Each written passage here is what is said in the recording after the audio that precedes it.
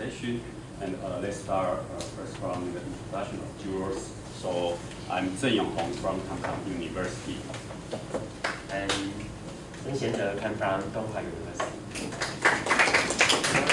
From Jiayi University. I'm S601 from National Taiwan University. I'm Hu Guo from Zhongzhen University. And please introduce yourself. Start from the reporter.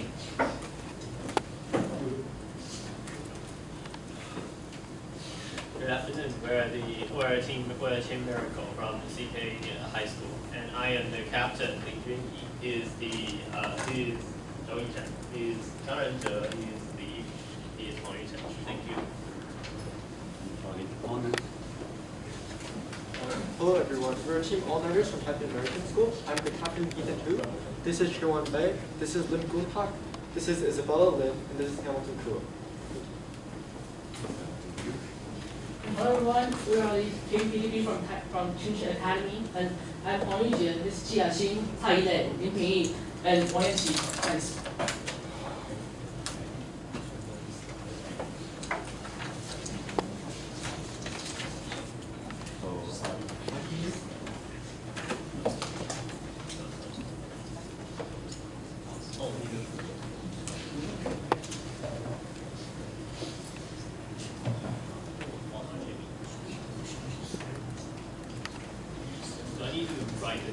Yeah, go first. Please write your name.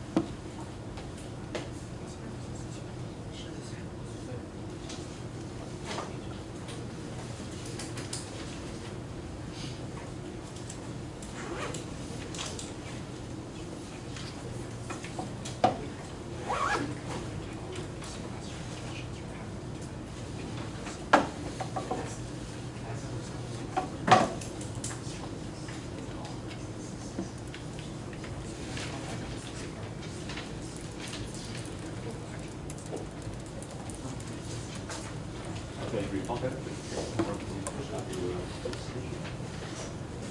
Good afternoon. I am the reporter from Team Miracle. The problem I'd like to discuss is number 4, shooting rubber band. The statement of the problem says that a rubber band can fly a longer distance when it is stretched non-uniformly and giving it spin. So we need to optimize the distance it may fly in the air. So there are a lot of parameters that can affect the distance the rubber band can fly. And in our experiment, we didn't consider the effect of air resistance. So our main goal is to find the initial velocity produced by our non-uniform stretch. So here is our experimental setup. We have the experimental setup is shown in the figure.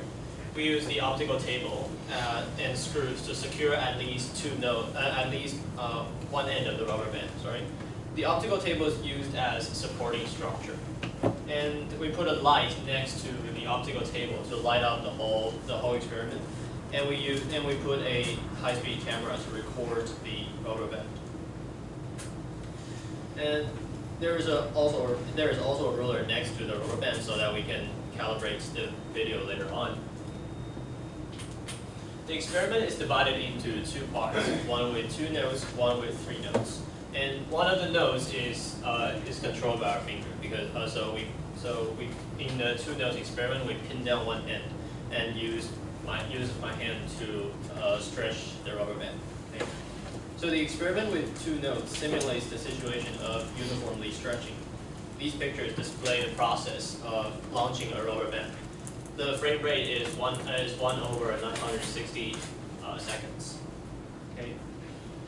The experiment with 3 nodes simulates a simple non-uniform stretching situation, and we're going to use these photos to study the initial velocity of the rubber band.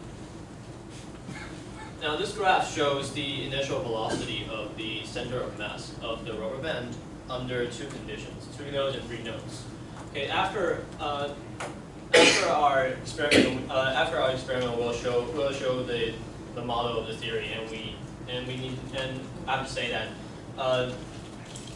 when we do the double node experiment, it is better to fit the data using a linear model, and we'll explain that later.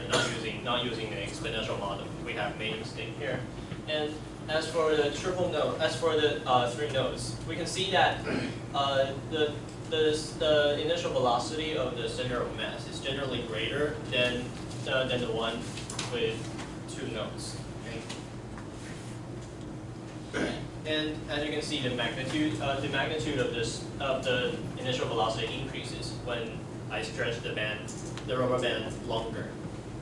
Okay. And the next graph shows the relationship between length and the back velocity of the rubber band. The back initial velocity is the initial velocity of the point in which I stretch the rubber band and release it. Okay, and you can see that the initial back velocity, when you look at the vertical axis, the velocity of the back point is generally higher than the center of mass velocity. And if we compare, okay, and this result can be observed from the photos before. And if we look at the 2 nodes and 3 nodes scenario, we can see that for the back initial velocity, the one with 3 nodes always has a greater velocity than 2 nodes. Okay, so for the experimental results, the summary, we can see that if we ignore the air resistance effects, a rubber band will always fly longer, will fly a longer distance if it is stretched longer first. And if a rubber band is non-uniformly stretched, it will fly longer than the one which is uniformly stretched. And then the back initial velocity is faster than the center of mass velocity.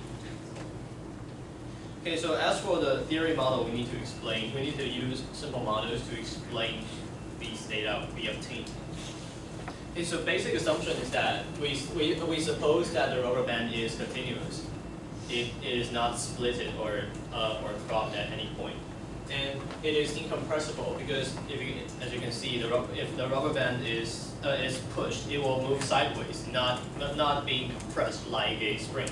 So we say it is incompressible. And we assume that it is isotropic. So the elastic constant is the same everywhere on the rubber band. For the model of two nodes, we can see that by holding these two nodes, if we pin down these two nodes, the rubber band just acts like two springs in parallel, so that we can use Duquet's law to describe the rubber band, and that its elastic constant is 2 times the original. And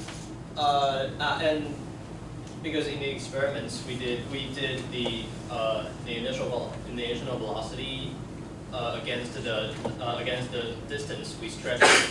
So because we know that according to Duquet's law, the potential energy stored in a rubber band if we stretched it is equal to 1/2 the elastic constant times the distance squared. So, and the kinetic energy is proportional to the velocity squared. So we can see that we indeed needed to use a line to fit the graph we mentioned above. Okay. So as for the 3 nodes model, we can see that because we hold these two nodes constant, and we have a finger pin down the rubber band, so that the rubber band is actually acting like three springs and with different lengths. So their elastic constant is also different, but it can be described using Duquet's law. And due to non-uniform stretching, because if we switch back to this page, we can see that we pin down these two points, but our finger does not form a equilateral triangle between these points. So we generally have a non-uniform stretch between these two springs, so that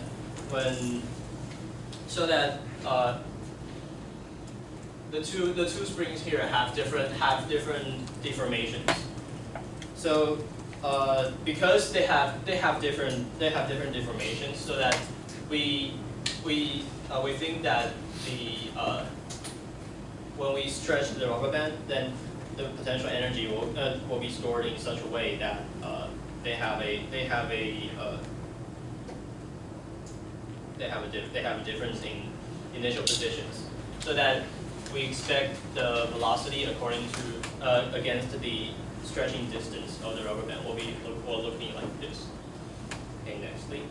So for summary, we would say that the total length of the rubber band in the system with 3 nodes is generally longer than those with 2 nodes, so that the potential energy stored is generally bigger. So that the system with 3 nodes will generally fly longer than the system with 2 nodes. That is our conclusion from the experiment. That's generally. Thank you.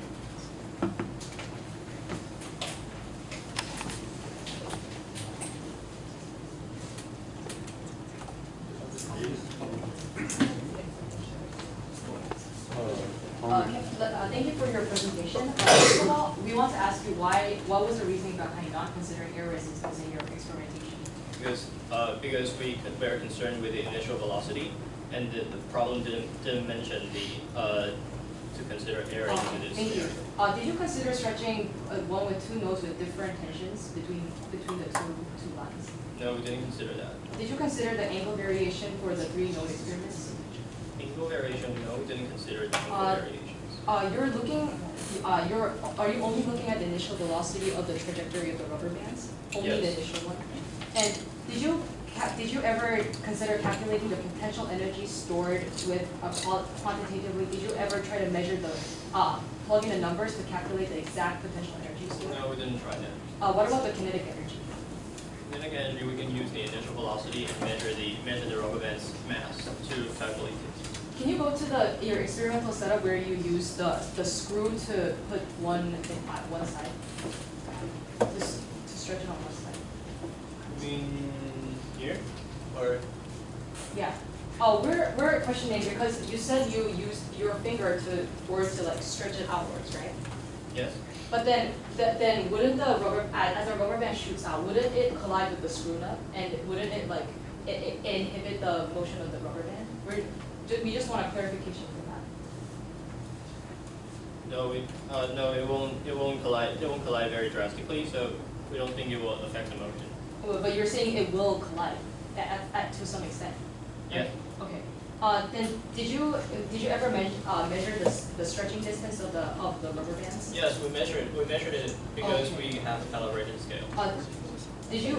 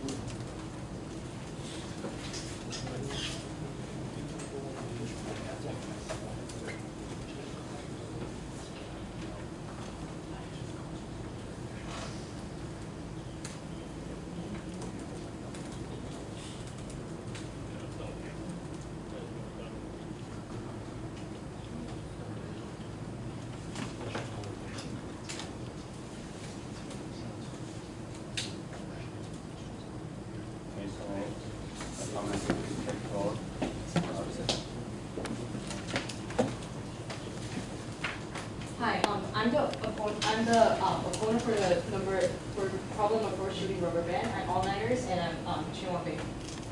The problem statement is a rubber band may fly a longer distance when it is non-uniformly stretched when shot, giving a spin.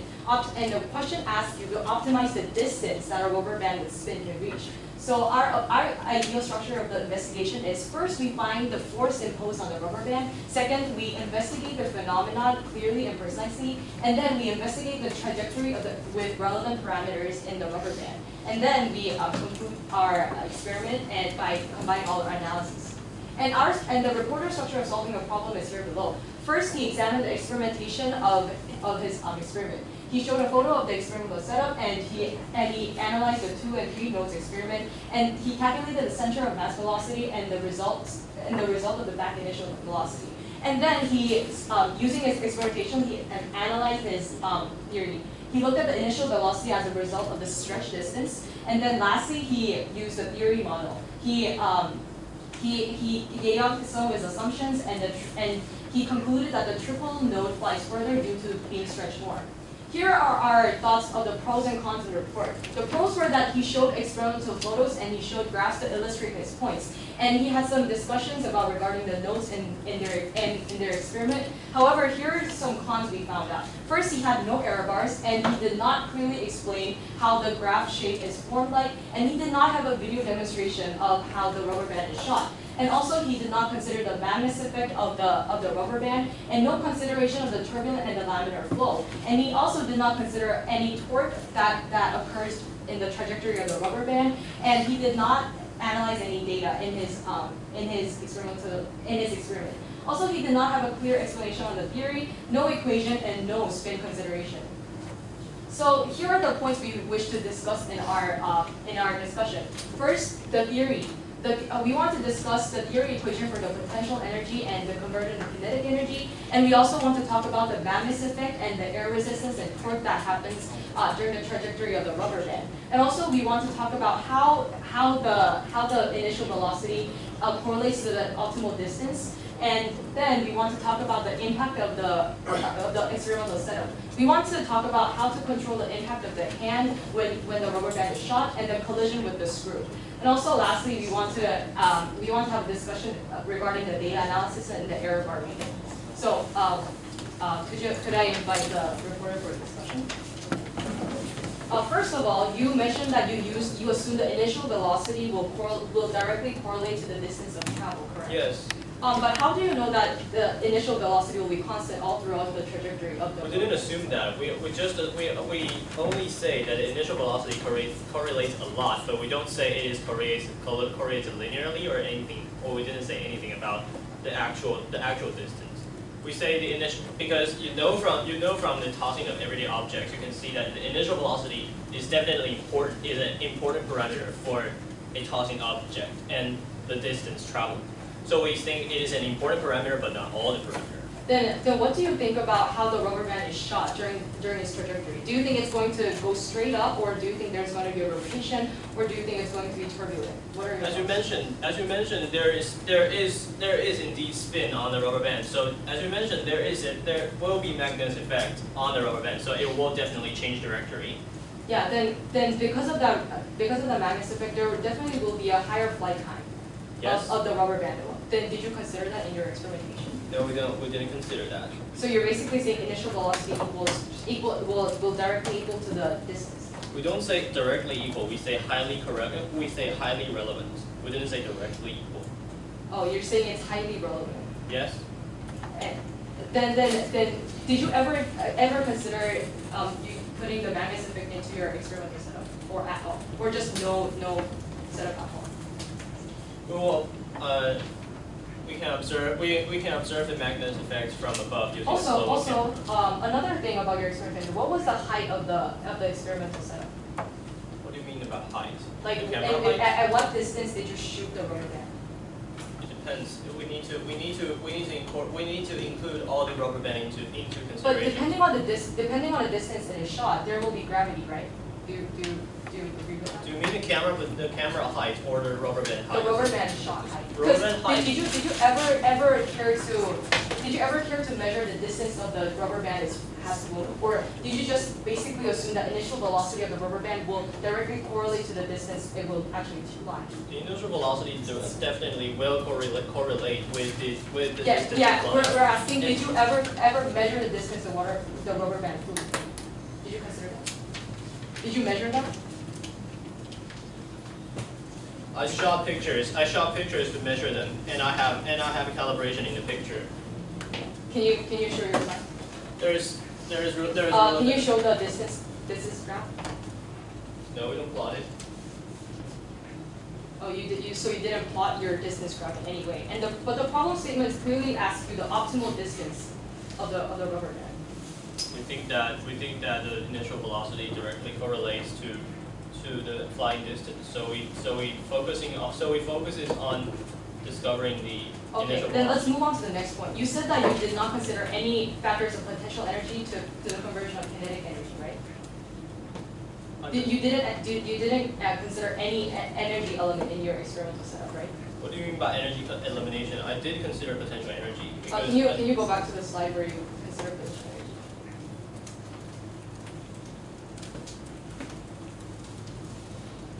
I do consider potential energy because we all know that according to the case law.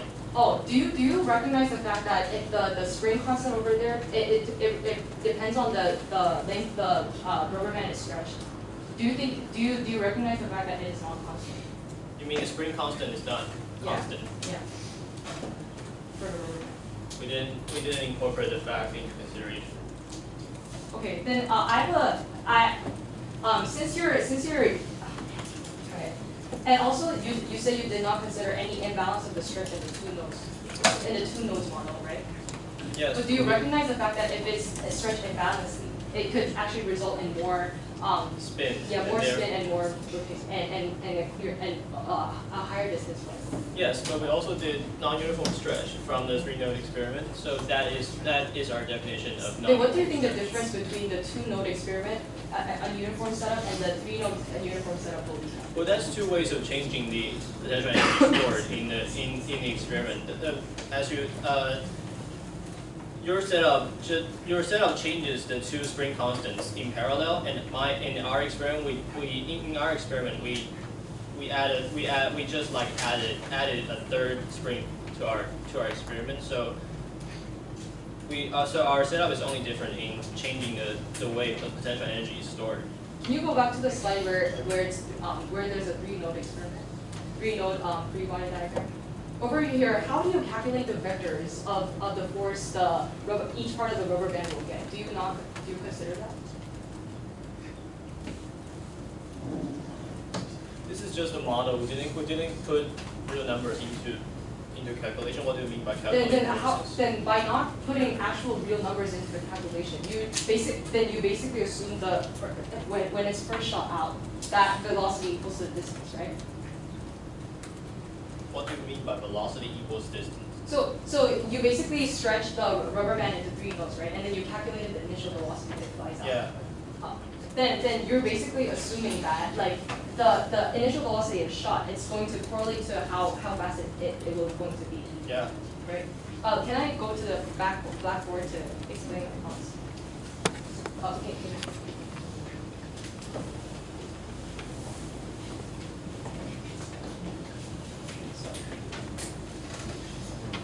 Okay. Also, another point I want to ask you about the calculation of the initial velocity. So let's say there's your model about the 2-node stretching experiment, right? And then can you go back to the slide where it shows how the rubber band is initially deformed? What do you mean by initially deformed? Yeah, over here. You see, there's a very like the speed this thing moves, this back part moves, and this part moves. It's clearly very different, right? Over here. It's very blurry, so we cannot really see it. But you recognize the fact that the back part and the front part has a different velocity, right? So there is wave propagation through the rubber band because the back velocity and the center of mass velocity is different. How did you calculate the center of mass velocity for your model? Because we used the high speed camera to shot the video, and we split that into frames, and we used image J to calculate the center of mass of every frame, and we just. How can you precisely determine the center of mass? Well, in your rubber band. Well, how do you precisely determine that? we just take a photo of the rubber band and. But that's not the definition of center of mass. You take a photo and then you just like. We take the photo and we add up all the pixel points and then just average them out to get the center of mass. How does the averaging out process work? You keep the pixel at every single part and then you calculate the center of mass. How does that process work? Okay, when you first shot the image of the rubber band, it will be a color image, and then we change that into grayscale, and then we if the gray value of the pixel is higher with this, means that there is rubber band here, and then okay, so can you shorten your answer? So simply put, you basically calculate all the pixels and then you calculate the center of mass. we just determine all the pixel position and then add them together, divide, and just average them out to get a center of mass. So we use the center of mass formula in B. Okay, I have a suggestion for a better precise calculation of center of mass. So when it's like a 3-node experiment, Yes. like there will be different tensions on different sides of the rubber band, Yes. correct?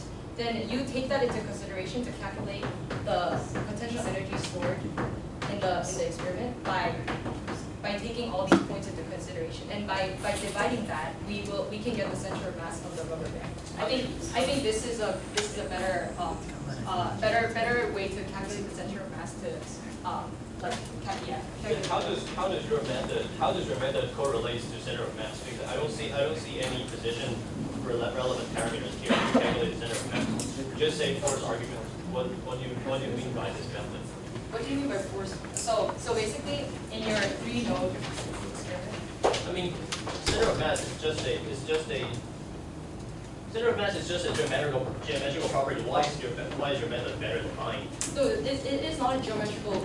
So let's say there's 2 nodes over here, right? But then you're basically calculating the initial velocity of the first part, not this part. So you're not considering any deformation along the pathway, right? Any deformation. So you're assuming no deformation will happen throughout the entire rubber band. But I definitely incorporated the deformation into account, because in every frame. But you in your previous argument you said that the center of the very initial part will correlate to that. Okay, let's move on to the next discussion. You said you did not consider the fact that the rubber band goes into collision with the screw, correct? Yeah. Right. Then do you have any other ideas to improve on your experiment? Because that colliding energy will definitely result in an energy loss of the rubber band, and that would cause a smaller trajectory of the flight of the rubber band. Yes. Well, we can for rubber band, if we need to pinpoint down here, then we can use certain voters to just let this point just go down, and then it does not collide. I think there's a better way to do it. You can probably construct a rubber band gun to get the rubber band here, and then this way, by simply releasing the rubber band here, the rubber band will flame, and that way you don't have to use your hand, which will cause human error, right? And next, Okay. So from our discussion with the recorder, we talked about whether the consideration of the energy, but the conversion between potential energy and kinetic energy is important, and how to calculate the center of mass velocity and for a better way. And we also talked about how he can improve the experimental setup by modifying the way the rubber band is flung throughout the trajectory. And also we talked about how the Magnus effect will impact the trajectory of the rubber band. Thank you.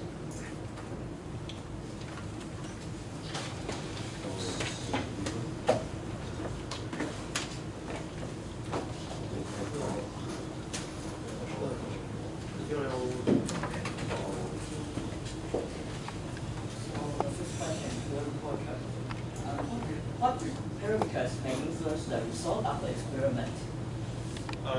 We consider the initial length of the rubber band, and there is initial velocity, and then there is air resistance. We think this is the and because the initial length is the primary driving factor, we think that this is the most important parameter for this experiment. For the most important relevant. No. What parameters may influence the result of the experiment? Result of the experiment, meaning the distance. Yeah. Oh, we believe the potential energy storage and the air resistance and the rotation of the rubber band will be the most important factor. Which one do you think is the most important one? We think the energy conversion is the most important factor. You mentioned that if you shoot the rubber band uniformly, then the rubber band may spin during its flight. Then spinning, how can spinning affect your distance? What does spinning mean? Spinning means that the rubber band may may have a velocity component that is tangential to its center of mass, and by that and if spin is taken into consideration, there could be interactions between the rubber band and the air. So just like the opponent said, there may be magnetic effects that would cause the air to apply force to the rubber band, so that it may fly. So what does spin mean, and how can it influence our experiment? Oh, so when there's an imbalance of the rubber band, when it's of the tension when it's stretched out, there definitely will be a spinning rubber band, and then that would cause less air resistance throughout this trajectory, because as it rotates faster, it gets a lower air resistance, like a bullet. So that's why it gets faster, and then it gets it reaches a more distance. And then you mentioned about Hooke's law, but how do you make sure? Did you make sure that the rubber band follows Hooke's law, and how did you make sure? Well, we let it go back to the initial position again, and to make sure that it does indeed go back to the initial position, so that it is not a plastic deformation, and so we ensure that it follows the case law. Okay, time's up. We have 2 minutes to prepare your Don't just point out.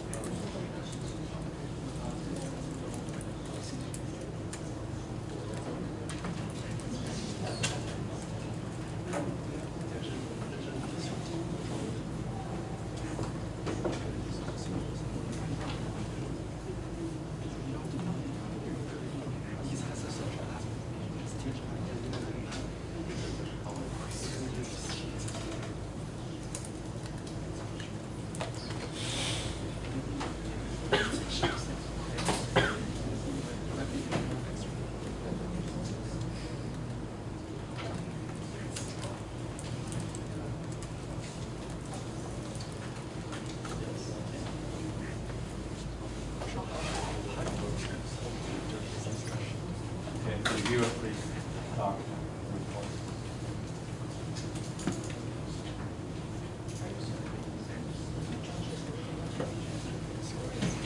I'm the reviewer from TQTP. I'm going to review the question, choose rubber band.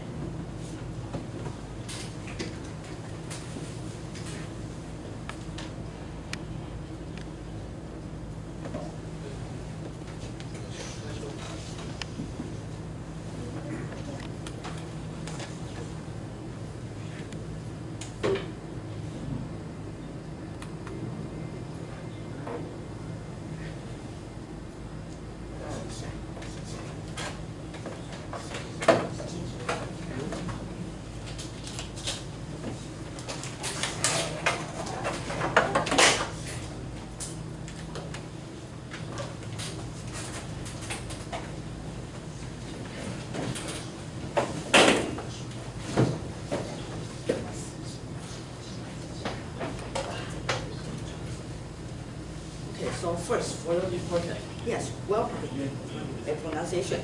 However, the reporter didn't mention the main part of the problem, that is the distance it can reach. Also, the reporter's pictures are unclear, and its lack of the explanation of the theory. That is the opponent. The opponent has a nice presentation ability. And first, the discussion about the opponent. He asked if the reporter mentioned about the stretch distance, and the reporter's answer will be yes. And the second question is asking if the reporter's finger grabbing the rubber band would affect the result of the experiment, and the reporter answered yes, it will correct. And then the third question is from the opponent. He asked if initial velocity equal the distance considered as constant. The reporter said that it's not. It's just highly relevant, not equal. And then the discussion that I asked is what parameters that may influence the result of the experiment. They answered parameters like air resistance, the energy conversion, and the elongation of the rubber band. And I also asked about the meaning of spinning, and the reporter answered that it can reduce the air resistance. Then I asked about how to measure that the rubber band will follow Hooke's law, and the reporter answered that he made the rubber band go back to the original position, but he didn't mention about the proportional relationship between the force given and the distance stretched.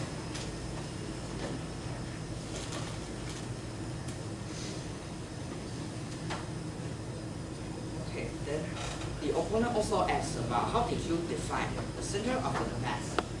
The reporter answered that he took a photo and calculated the average of every point of the rubber band. Another question from the opponent is he asked if the reporter considered the energy loss or not. However, the reporter's answer was unclear.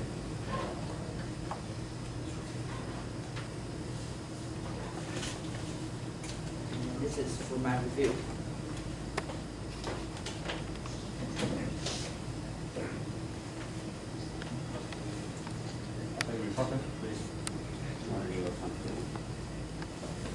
Okay, so for my concluding remark, I would say for the correlation of initial energy and distance, I would say that initial energy is initial energy, which is stored in the rubber band as the elastic potential energy. It will transform into kinetic energy, which displays as initial velocity. And then, the higher the initial velocity gets, it will fly longer if the air resistance and other parameters are kept constant. And then, as for the center of mass calculation mentioned by the opponent, we take pictures on the rubber band, and we use the center of mass formula, but it is applied to every pixel value. It is applied to the under pixel of the rubber band I pictured. So we indeed calculated the center of mass. Okay. And as for the collision with the screw, we think that we should take this into consideration and use some inelastic collision model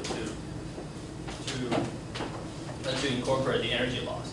And nextly, I would say the height of the rubber band is not the main focus of this experiment, because as the rubber band gets higher, then definitely it will fly longer if the initial velocity is kept constant, because as we all know, if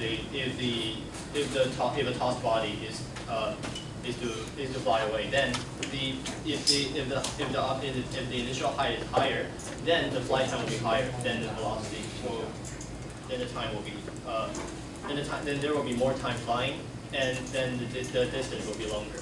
And if I raise the height to infinity, then distance will definitely go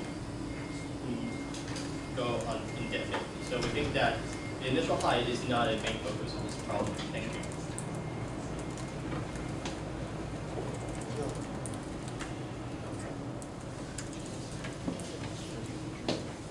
Okay, so is there questions from the fuel. I would like to ask opponent a question. Could you explain what magnus effect require in magnus for this problem? Oh, so the Magnus effect is when there's a rotating object. When it's rotating, according to the direction of rotation, there's an additional force that gets imposed on the rubber band, on the circular object, and that additional force created will make the lift. For example, if it's floating right now, like according to the additional force will make the time that flies longer, so that would result in a longer distance of the. It makes the flight time longer. So that's my question. Oh, because the additional force that points this way will counteract. Which way? Oh, depending on the way that it's rotated, it will create a force that goes upward, and that will cancel out the gravitational force, and then it will fly a longer time. No, agree. According to my knowledge of Magnus force, I do not agree, because I remember that by Magnus force, it applies perpendicular to the velocity direction. So it will only produce a normal direction that changes its direction, but it does not affect its flight time. What direction? Choose what direction? Change the velocity direction of the rubber band, but it is always perpendicular. So I remember it does not do work on it. Is that right?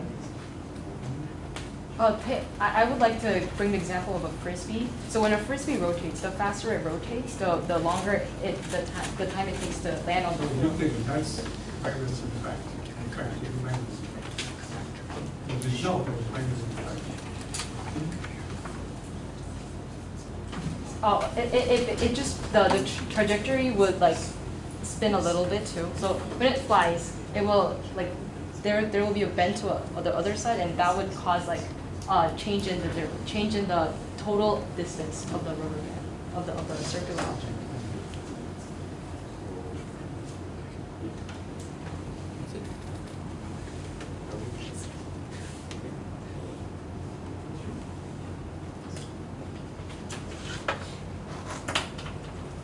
Okay, so I have a question. Is it possible to observe or detect the angular velocity?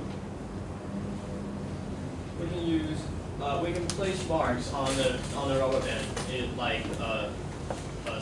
Maybe stick a mark or using a pen to mark the rubber band, and then shot it from the upper angle, and then we can track its angular velocity.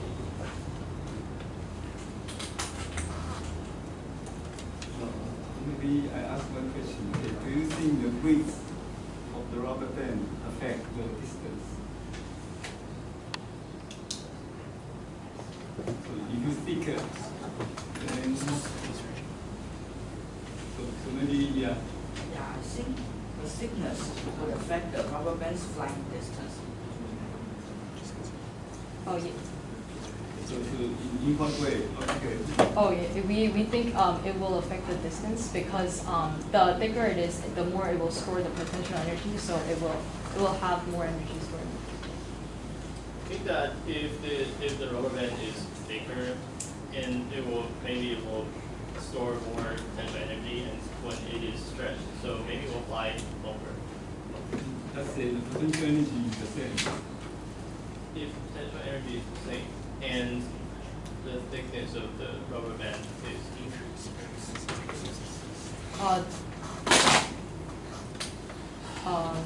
When it gets thicker, then it saying it has the same potential energy, it will be harder for it to stretch. So that means it will store more. It will fly a longer time because of tension and less air resistance. Right. I think it will fly. I think the spinning will be more stable, although the stretching may be harder. I think it can fly more stable with the spinning. So I think the distance may not be shorter. Thank you.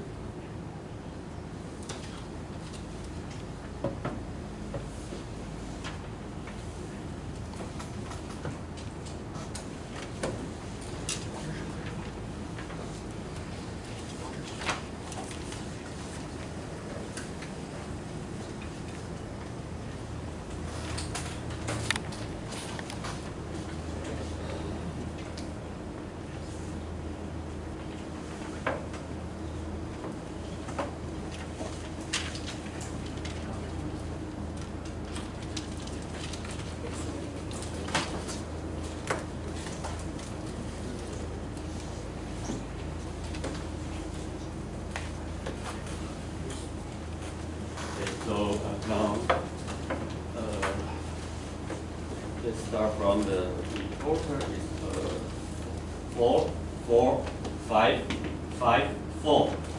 And for the opponent, 7, 8, 7, 7, 8. And for the reviewer, 6, 6, 5, 5, 6. Okay, so just finish this.